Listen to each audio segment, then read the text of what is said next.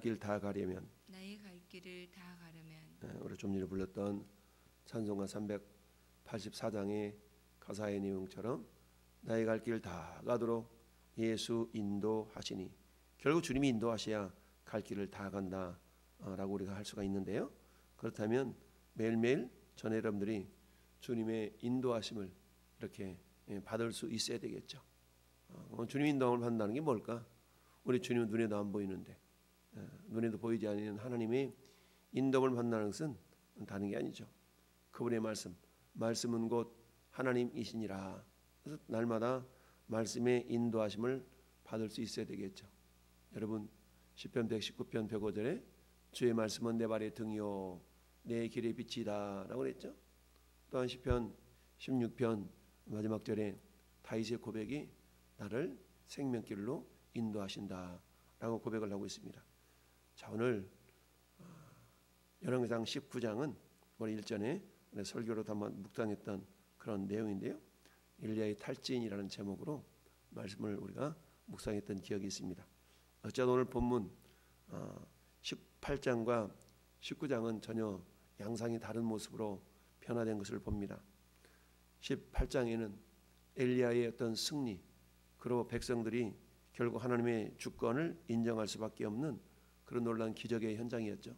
그러니까 어때요? 됐다. 이제 이스라엘 백성들이 뭐 할 것 같아요? 이제 회개하고 돌아와서 그야말로 하나님만을 전심으로 섬기겠지라는 기대가 엘리야에게는 충분히 있을 수가 있었다라는 얘기죠. 그런데 19장에 들어보니까 아합이 엘리야가 행한 모든 일과 그 어떻게 모든 선자를 칼로 죽였는지를 이세벨에게 고했다.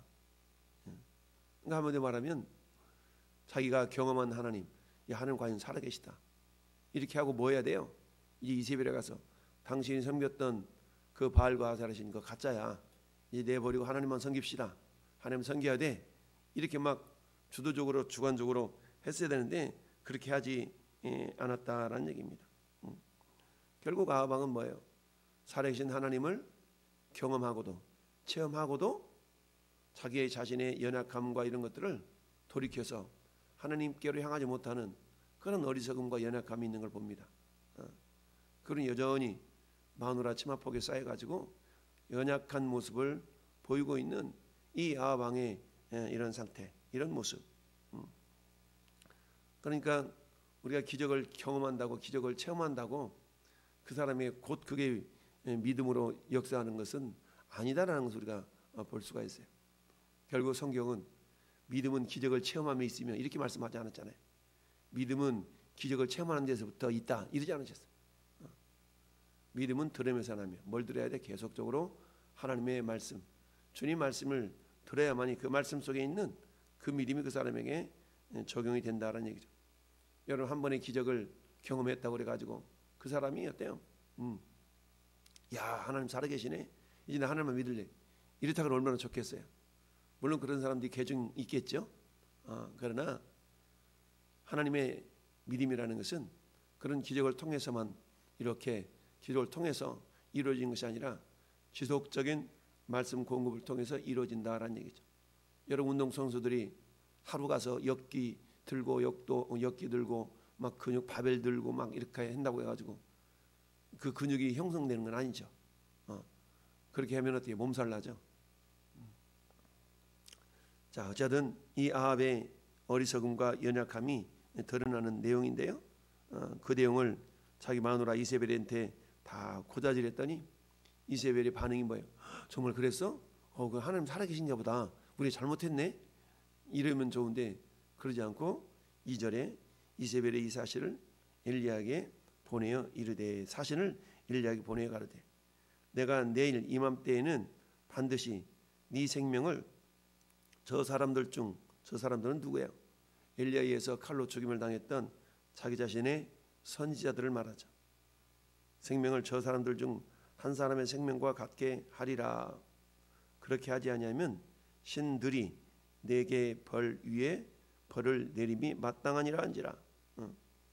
그러니까 이 이세벨의 신앙 자체는 어때요? 유일신 하나님을 섬기는 것이 아니라 다신론을 타신을 섬기는 이런 모습인 것을 보여주고 있죠. 그럼 이세벨이 자기 남편 아합에게 그런 소식을 전해 듣고 정말 진정으로 엘리야를 막 처형하고 싶었다면 즉각적으로 군대를 동원하고 이랬을 때인데 지금 뭐라고 얘기하고 있어요?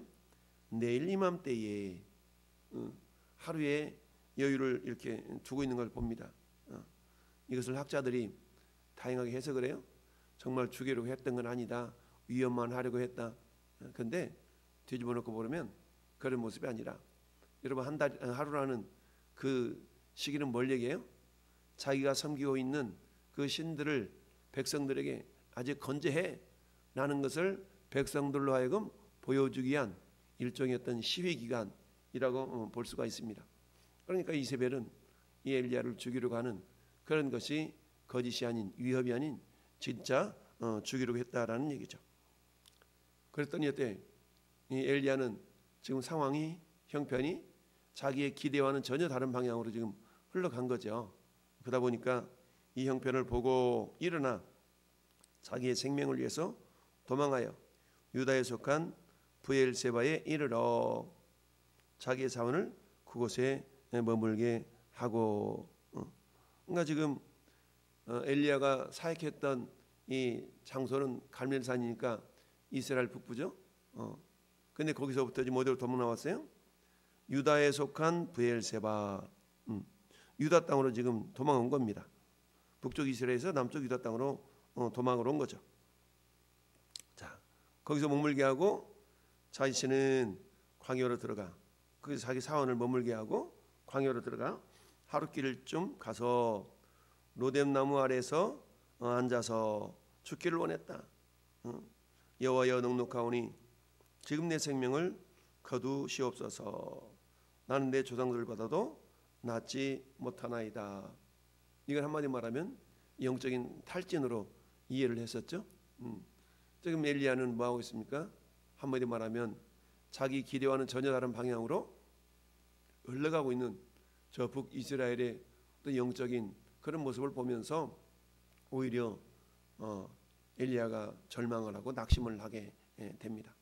아무리 엘리야라 할지라도 그와 같이 하나님의 살아 역사심을 경험했던 엘리야를 할지라도 자기 기대와는 다르게 북이스라엘이 흘러가는 모습을 보면서 어때요? 이에게도 탈진이 올 수가 있다라는 것을 보여주고 있습니다. 그래서 로뎀나무에서 잤더니 하나님께서 천사를 보내가지고 떡과 물을 구운 떡과 물 한 병을 이렇게 공급해 주셨더라. 그럼 어때? 일어나 먹으라. 그 먹고 마시고 다시 누웠다. 그만큼 힘들었다는 얘기죠. 그랬더니 여호와의 천사가 또 다시 와서 어루만지며 이르되 일어나 먹으라. 내가 갈 길을 다 가지 못할까 하노라. 오늘 말씀의 제목이 나의 갈 길 다 가려면 나의 갈 길 다 가도록 찬송가 가사처럼 여러분 우리가 갈 길이 있다라는 것은 뭐예요? 할 일이 있다는 얘기고 좀 더 고상하게 표현하면 따라합시다. 사명이 있다. 그렇죠? 고상하게 표현하면 사명이 있다는 얘기죠. 그러니까 지금 하나님은 천사를 보내어 어루만지시면서 뭐하고 있는 거예요? 엘리야야 너 아직 죽을 때가 안 됐다라는 얘기죠. 너 아직 죽으면 안 돼. 너 갈 길 있잖아. 아직 해야 될 일 있고 사명이 있다는 얘기입니다. 갈 길이 있다. 갈 길을 다 가지 못할까 하노라 하는지라. 그랬더니 이에 일어나 먹고 마시며 그 음식물을 힘을 의지하여 40주 40알을 가서 하나님의 산 호렙에 이르렀다. 여러분 이제 구운 떡과 물 한 병 가지고 40일을 걸어가야 되니까 이제 나머지 기간은 뭐 해야 돼요? 금식해야 되는 거죠. 금식.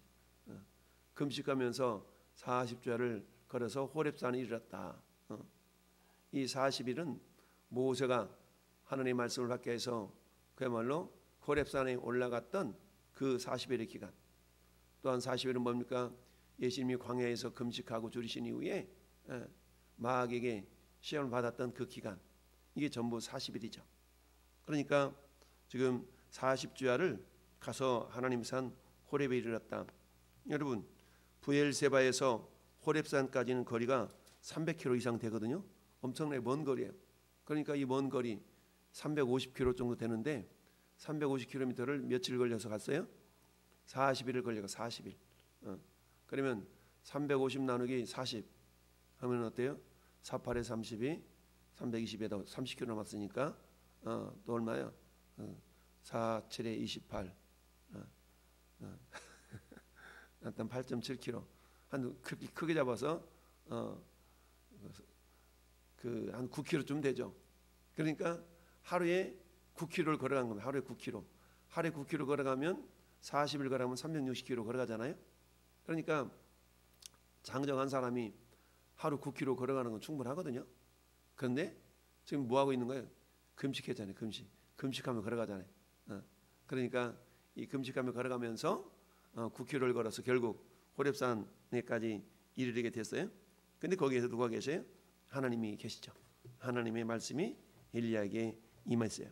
엘리야야, 내가 어째 여기 있느냐? 그렇죠? 만군의 하나님 여호와께 열심히 특심이다.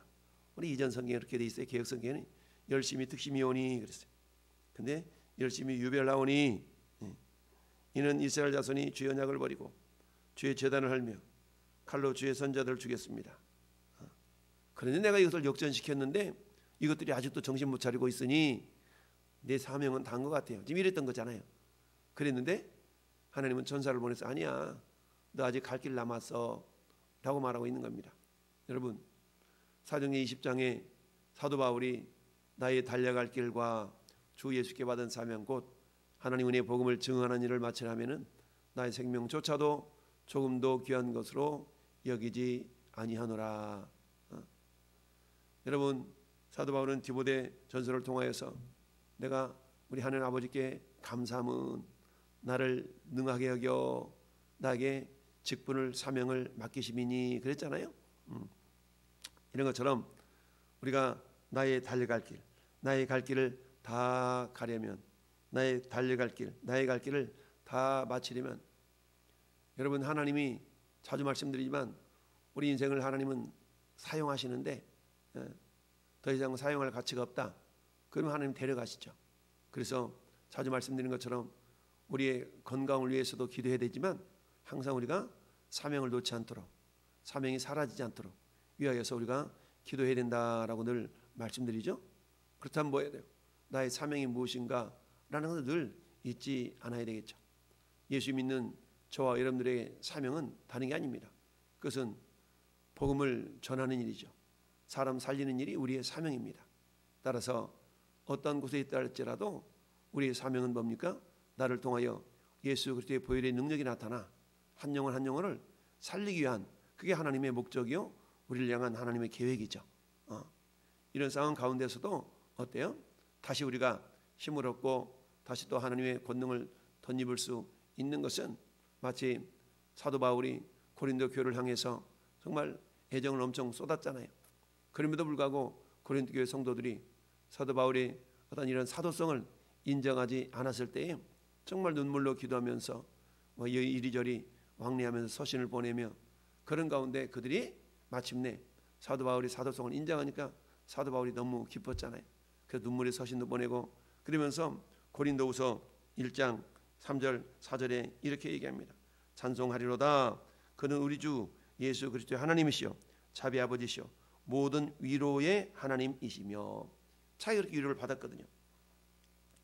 우리 모든 환난 중에서 우리를 위로하사 우리로 하여금 하나님께 받은 위로로서 모든 환난 중에 있는 자들 능히 위로하게 하시는 이시로다. 그러니까 위로라는 단어가 고린도후서 1장 1절부터 아마 5절 6절 사이 보면 위로라는 단어가 엄청 많이 나오거든요. 위로. 그만큼 사도 바울은 하나님의 위로하심을 경험했기 때문에 그 위로를 또한 다른 사람에게 위로해 줄 수 있는 그런 힘이 있었던 겁니다. 오늘 하나님께서 이 엘리야를 위로하시는 방법은 첫째는 뭐였어요? 전사를 보내서 떡과 포도주를 떡과 물을 이렇게 보내주시면서 힘을 얻도록 위로해 주셨고요. 두 번째는 뭐예요? 저 죽여주세요 라고 했을 때 아니야, 아직 너 사명 남아있어 라고 다시 한번 사명을 이렇게 일깨워 주심으로 말미암아 힘을 얻게 주셨다라는 사실입니다. 오늘도 마찬가지입니다. 우리 이 땅을 사는 날들이 그야말로 녹록하지만은 않다라고 표현하죠. 그럼에도 불구하고 하나님은 우리를 통해서 당신의 뜻을 이루어가기를 원하십니다. 예수님의 제자들에게 주셨던 주기도, 우리가 주기도문이라고 그러죠. 주기도에 보면 뭐라고요? 뜻이 하늘에서 이루어진 것 같이 땅에서도 이루어지이다. 즉 하나님은 뜻을 하늘에서 이루셨고 땅에서도 이루시기를 원하시는데, 그것은 누구를 통하여서?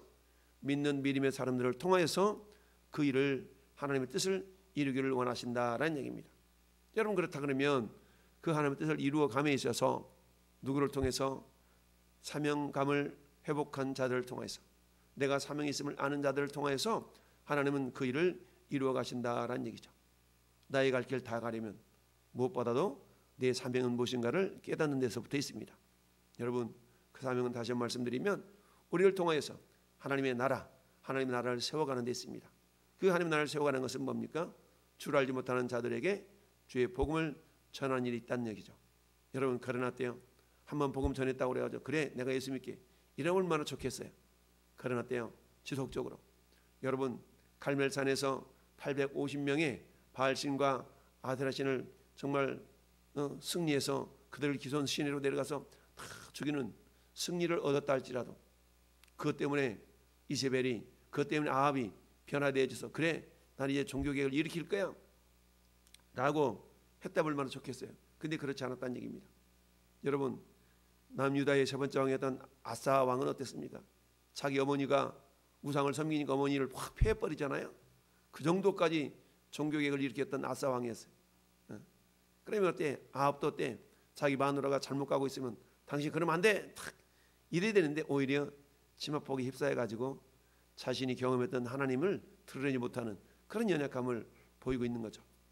사랑하는 성도 여러분, 우리들도 역시 마찬가지입니다. 한두 번의 기적의 경험이 여러분 우리의 믿음을 보장해 주지 못합니다.